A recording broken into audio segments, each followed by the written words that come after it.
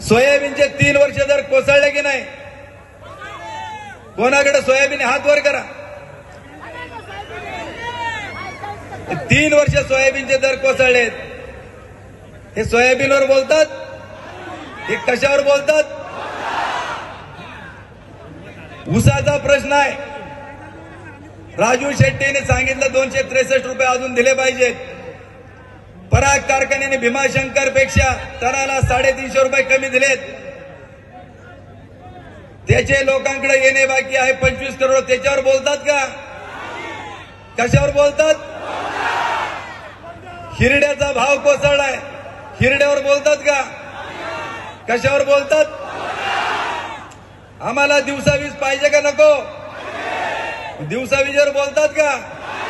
कशावर बोलतात? बिबट्यांचे हल्ले होतात का नाही? बिबट्यावर बोलतात का? कशावर बोलतात?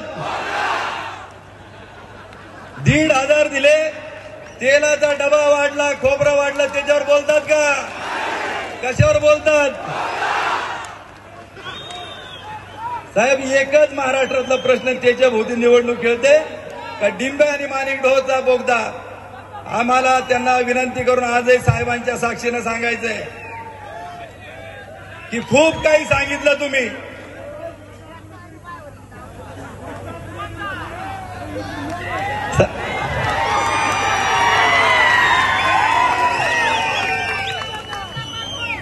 साहेब हे म्हणतात तो एकदाचा बोगदा कायमचा बंद करून टाका, तर काय करायचं ते साहेब त्याचा बंदोबस्त करतो. आम्हाला एकच सांगायचं, गेले अनेक दिवस त्यांना एकच प्रश्न विचारतोय, जर डिंबे माणिकडोह बोगदा झाला असेल तर त्याचा शासन निर्णय दाखवा. आणि जर तुम्ही 2.5 वर्ष झालं तिकडे गेलेले आहात की डिंबे माणिकडोहचा बोगदा होऊ देणार नाही म्हणून, तर 2.5 वर्षात गेल्यानंतर तो निर्णय जर तुम्ही रद्द केला असेल तर पत्रकार बांधवांनो, तुम्हालाही विनंती आहे की डिंब्याचा निर्णय झालेला शासन निर्णय देखील मागवा आणि बोगदा रद्द केल्याचा शासन निर्णय देखील त्या ठिकाणी दाखवावा. नाहीतर या जनतेची जाहीर माफी त्यांनी त्या ठिकाणी मागितली की लोकांना सांगतात की जर पाणी आलं नाही, आम्हाला मतदान केलं नाही तर अख्खं तुमचं जळल, कवठे टाकड्या हे सांगतात ना, असंच सगळं जळून जाईल, राख रांगोळी होईल म्हणतात. तुम्ही काळजी करू नका, काळजी करू नका. कवठ्याला यांची भरपूर जमीन आहे, तुम्हाला सगळ्यांना माहिती आहे का नाही? पराग कारखाना शेजारीचे, मग कारखान्याला आणि जमिनीला त्यांच्या वावरला पाणी लागणारच आहे का नाही? बरं, जो मत त्यांना देणारे प्रचार करून सांगणारा, अरे बाबा तुझ्या माला करता तर पाणी सोडावं लागेल, आमचं आपोआप त्या ठिकाणी ओल्लं होऊन जाईल, तू कशाला त्याची टेन्शन करू? बनवाबनी करायची पण किती प्रकारे. शेवटी ज्या त्या तालुक्याचा लोकप्रतिनिधी हा पाण्याकरता झगडत राहणार. ज्यावेळी इथं कलमोडीचं पाणी होतं, खेड तालुक्यातील जनतेने विरोध केला, तिथल्या आमदारांनी विरोध केला. कलमोडीचं पाणी आलं का? त्याच्यावर का बोलत नाही तुम्ही? तशाच प्रकारे प्रत्येक आमदार याच्यावर बोलतोय आणि एकाच भाषेमध्ये या ठिकाणी मी सांगतो की या तालुक्यामध्ये आदिवासी भागाच्या उपसा सिंचन योजनेचं काम आहे.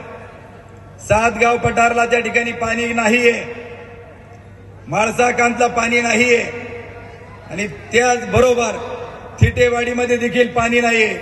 परंतु उद्या भविष्य काळामध्ये या तालुक्याचा आमदार म्हणून आदरणीय पवार साहेबांच्या नेतृत्वाखाली साक्षीनं सांगतो की जोपर्यंत इथला पाण्याचा प्रश्न सुटत नाही तोपर्यंत इथल्या पाण्याच्या एकाही थेंबाला धक्का लागू देणार नाही म्हणजे नाही. त्याच्याबाबत तुम्ही काही काळजी करायचं काही कारण नाही. आज आरोग्याच्या प्रश्नावरती बोललं जात नाही, दवाखान्यात पण डॉक्टर नाही, एसटी स्टँड मंचरचं देखील कशा अवस्थेत आहे, घोड्या परिस्थिती आहे. कमलचा उपसा सिंचनचं काय झालं? पण आमच्याकडे पर्याय आदिवासी भागासाठी वरून खाली वाहून जाणारं पाणी अडवण्याचा कार्यक्रम आम्ही हातामध्ये घेऊ. कलमोडीचं पाणी तिथं तुम्ही देणार नाहीत, पण मी आज आपल्याला सांगतो की जर कलमोडीचं पाणी येणार नसेल तर उद्याचा तुमचा आमदार तुमच्या 7 बाऱ्यावरती जे शिक्के पडलेत ते शिक्के दूर करण्याचं काम त्या ठिकाणी कराल. पण पाण्यासाठी काय कराल? जी वेळ नदीमधून या वर्षी जवळपास 1.5 TMC पाणी वाहून गेलं, तिथं मोठमोठाले साठवण तलाव त्या ठिकाणी वेळ नदीवर बांधून तुमचा पाण्याचा प्रश्न मार्गी त्या ठिकाणी लावणार म्हणजे लावणार. म्हाळसाकांत योजना झाली नाहीत, आम्ही उपसा सिंचन डिंब्याच्या उजव्या कॅनलवरून चालू केल्यात, त्या आम्ही मार्गी लावणार आहेत. थिटेवाडीमध्ये पाण्याचा प्रश्न लगेच कसा सोडणार. याच वर्षी या तालुक्याचा आमदार म्हणून काम करत असताना याच वर्षी साहेबांच्या शुभ हस्ते थिटेवाडी धरणाचं खोलीकरण करणार, त्याची क्षमता ही दुपटीने वाढून देणार आणि तुमचा पाणी प्रश्न त्या ठिकाणी निकाल लावणार. पाण्याचा प्रश्न जर सोडवायचाच होता तुम्ही पाटबंधारे खाते घ्यायला पाहिजे. सहकार का घेतलं. शरद सहकारी बँक साहेब, आता तुमच्या नावाने त्या काळात स्वर्गीय दत्तात्रय गोविंदराव वळसे पाटील दादा आणि त्यांच्या सहकार्याने ती बँक काढली. सगळं माणूसच सगळे पुरावे घेऊन इथं शेजारीचे की 21 वर्ष एकच माणूस बँकेचा चेअरमन आहे. स्वतःच्या नावावरची जमीन आज विकली 5 मार्च 2020 आणि 6 तारखेला साहेब 5.5 कोटीला जमीन विकली त्यांच्याच कामगारांच्या नावावर, मित्राच्या नावावर. आणि दुसऱ्या दिवशी बँकेमधून 5.5 कोटीला आज विकली, दुसऱ्या दिवशी 22 कोटीचं कर्ज शरद बँकेमधून वाटलं गेलं. रात्री तिचं व्हॅल्युएशन प्रायव्हेट कडून 38 कोटी त्या ठिकाणी दाखवण्यात आलं. ठराव कधी मंजूर झाला असेल. जमीन यांच्या चेअरमनच्या नावावर असताना 8 दिवस अगोदर 29 फेब्रुवारी 2020 ठराव क्रमांक आहे 14, त्यानुसार ठराव मंजूर करून टाकला. संचालक मंडळाला माहित नाही. त्याच्यानंतर जमिनीचं साठेखत केलं. 2 वर्ष सातबारावर बोजा देखील त्या ठिकाणी चढवला नाही. आणि तुमच्या माहिती करता सांगतो की कालच्या 12 सप्टेंबर 2024 परत ही जमीन स्वतःच्या नावावरती खरेदी खत घोडेगावला देखील त्या ठिकाणी रजिस्टर करून घेण्यात आलं. हे सांगण्यामागचं एकच कारण त्या ठिकाणी आहे का तुम्हाला कर्ज घेताना त्या ठिकाणी किती त्रास होतोय. आज 16, 17, 19, 20, 21, 22 आणि 22-23 डिव्हिडंड तुम्हाला मिळाला. मागचा 17 कोटी रुपये येणे बाकी. आणि बँकेचा संशयित निधी जो आहे तो जवळपास 90 कोटी रुपये आहेत. आमचं म्हणणं आहे का हे 90 कोटी संशयित बुडीत कर्जदार कोण आहेत. याचं कारण साहेब त्याच्यामध्ये आहे की तुम्ही केंद्रामध्ये कृषी मंत्री असताना 2012 सालामध्ये यांना सांगितलं होतं की तुम्ही भाजीपाल्यावर प्रक्रिया करणारी एक संस्था या तालुक्यात काढा, वेस्टर्न हिल नावाची, बरोबर ना. थोरांदाळ्याला तो कारखाना काढला साहेब. 8 कोटी तुम्ही सबसिडी दिली त्या कारखान्याला. काढायला कोण होता. आंब्यावाला काढायला. भागीदारांची यादी सगळी. आंध्र बँकेचं लोन घेतलं, सबसिडी घेतली, आंध्र बँक थकवली आणि शरद बँकेमध्ये सत्तेचा गैरवापर केला आणि वन टाइम सेटलमेंट मध्ये हेच त्या बँकेमध्ये असताना बँकेचे डायरेक्टर याच्यामध्ये असताना यांनी बँकेमधून कोट्यावधी रुपयाचं कर्ज त्या ठिकाणी दिलं. परत शरद बँक थकवली आणि ही company National Company Law Tribunal मध्ये एका व्हेंडरला त्या ठिकाणी जायला सांगितलं. साहेबांनी दिलेली सबसिडी 8 करोड रुपये त्यांनी वाटून घेतली आणि साहेब त्याच कंपनीची यांनी 18 कोटीला परत खरेदी केली. खरेदी करणारा तुपावाला. आज अख्खा माल तिथं त्या ठिकाणी पडून आहे. आणि म्हणून आमची आपणाला विनंती आहे की याचे देखील सगळे डॉक्युमेंट दिलेले आहेत.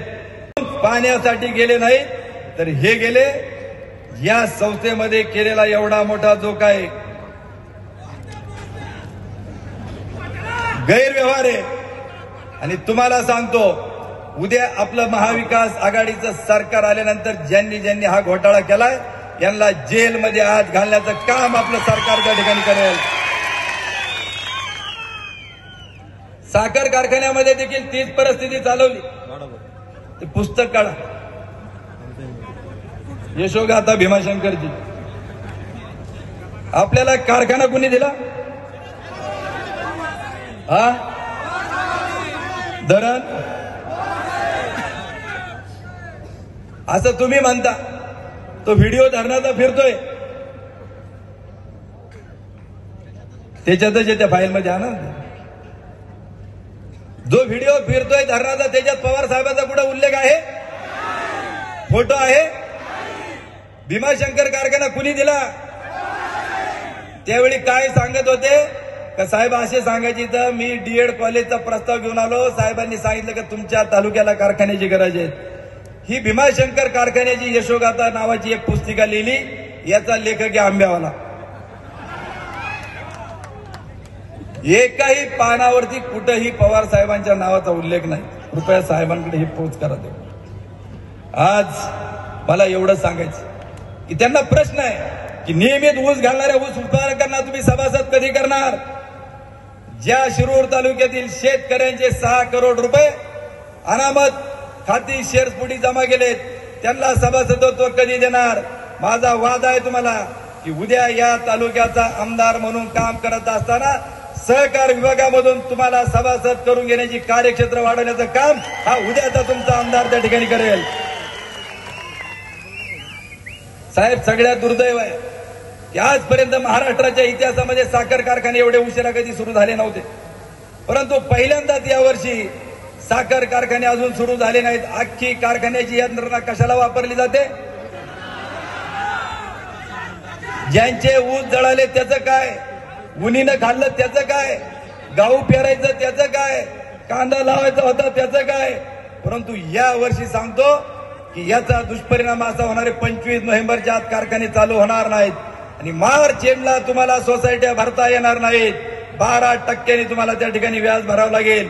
ही सगळी जबाबदारी फक्त आणि फक्त सहकार मंत्र्यांची राहील, कारण साखर कारखाना गाळप परवान देताना मंत्री समितीचे अध्यक्ष हे सहकार मंत्री त्या ठिकाणी असतायत. आम्ही त्यांना सांगतोय तुम्ही लवकरात लवकर चालू करा.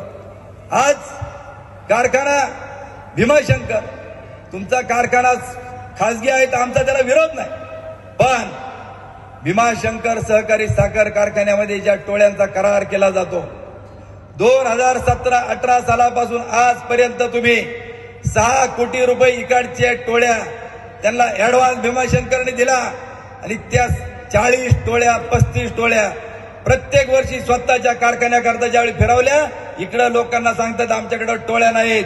याचा जबाब तुम्हाला त्या ठिकाणी द्यावा लागेल. आणि तुम्ही म्हणाल तर कोणत्या टोळ्या दिल्या नाहीत, तर सगळ्याच्या एवढ्या टोळ्या, त्या टोळ्यावाल्यांची नावं रकमेसहित हा देवदत्त निकम तुम्हाला त्या ठिकाणी जाहीर करून दाखवेल. अरे टोळ्या तर जाऊ द्यात, एकाच भाषेत सांगतो की सत्तेचा गैरवापर, संस्थेचा गैरवापर. आज तुमचा स्वयंपाक करायला, जेवण वाढायला देखील सगळी यंत्रणा ही साखर कारखान्याची हे तुम्ही विसरू नका. ओळखपत्र सभासदांना दिली पाहिजे. फोटो कोणाचा पाहिजे? कारखान्याचे ओळखपत्र तुमचा पाहिजे का माझा पाहिजे? जो सभासद आहे त्याचा पाहिजे. त्याच्या फोटो कोणाचे छापले? त्यांचे छापले. अरे पवार साहेबांचा जर छापला असता तर आमची छाती फुगली असती. या पवार साहेबांनी कारखाना दिला, आम्हाला अभिमान वाटला. आज पिण्याच्या पाण्याचा प्रश्न आहे, त्याच्यावर हे काही बोलत नाही. मला एकच सांगायचंय की 35 गावांना पिण्याच्या पाण्याकरता उन्हाळ्यात टँकर लागतो. उद्याचा तो तुमचा हा आमदार एकाही महिलेच्या डोक्यावरती हंडा दिसून देणार नाही. हा माझा शब्द आहे. पॅक बंद जारनी शुद्ध पिण्याचं पाणी त्यासाठी देणार. आम्हाला वाहून जाणारं पाणी त्या ठिकाणी अडवायचंय. आणि सर्वात महत्वाचं की 13 तालुक्या आहेत जिल्ह्यामध्ये, 12ही तालुक्यामध्ये एमआयडीसी आहे, फक्त आंबेगावला नाही आहेत. आणि उद्याचा या तालुक्याचा आमदार म्हणून या तालुक्यामध्ये एमआयडीसी आणणार आणि तरुणांना रोजगार देण्याचं काम त्या ठिकाणी करणार. बैलगाडाची विमा कंपनी कुठली चालू आहे का नाही मला माहित नाही, पण बैलगाडा मालकांना सांगतो की तुमच्यासाठी पवार साहेबांच्या नावानं बैलगाडा विमा कंपनी काढली जाईल. आणि बैलगाडा जुंपणारा जर कोणाचा दुखापत झाली, हातापायाला काही इजा झाली, तर गाडा जुंपणाऱ्याचा देखील विमा काढण्याचं काम या विमा संघटनेच्या माध्यमातून, कंपनीच्या माध्यमातून त्या ठिकाणी केलं जाईल. आणि गोरगरिबाकरता आमदार वैद्यकीय सहायता निधीची स्थापना करून मुख्यमंत्री प्रधानमंत्री सारखा निधी त्या आमदार निधीमधून देण्याचं काम केलं जाईल. आणि गोरगरिबांकरता मला सांगायचंय की तलाठी असो, तहसीलदार असो, यांच्याकडच्या नोंदीचं काम जर 1 महिन्यात त्यांनी केलं नाही तर 32व्या दिवशी तुमची नोंद करण्याची जबाबदारी या तालुक्याचा आमदार म्हणून त्या ठिकाणी घेईल. पर्यटनासाठी हा तालुका घेतला जाईल, आदिवासी भागासाठी काम केलं जाईल. आणि साहेब माझी एक महत्वाची विनंती आहे आणि एक मुद्दा सांगणार आणि एक 4 मिनिटाचा लावरे तो व्हिडिओ एकदा मला दाखवू द्यायचा. की जसं शेती करता आम्हाला पाणी आदिवासी भागाने दिलं, शेतकऱ्याला आम्हाला उत्पन्न मिळतं, आम्हाला मोफत वीज त्या ठिकाणी दिली जाते. परंतु माझी एकच प्रामाणिक इच्छा आहे का पावसावर आधारित आमच्या आदिवासी भागातली त्या ठिकाणी जनता आहे, त्यांच्याकडे उत्पन्नाचं दुसरं साधन नाही. आपलं सरकार आल्यानंतर आदिवासी भागातील लोकांना घराची लाईट ही आपल्या महाविकास आघाडीच्या मार्फत कायमस्वरूपी घराची लाईट ही मोफत दिली जावी, अशा प्रकारची देखील विनंती साहेब मी आपणाला या निमित्ताने करतो.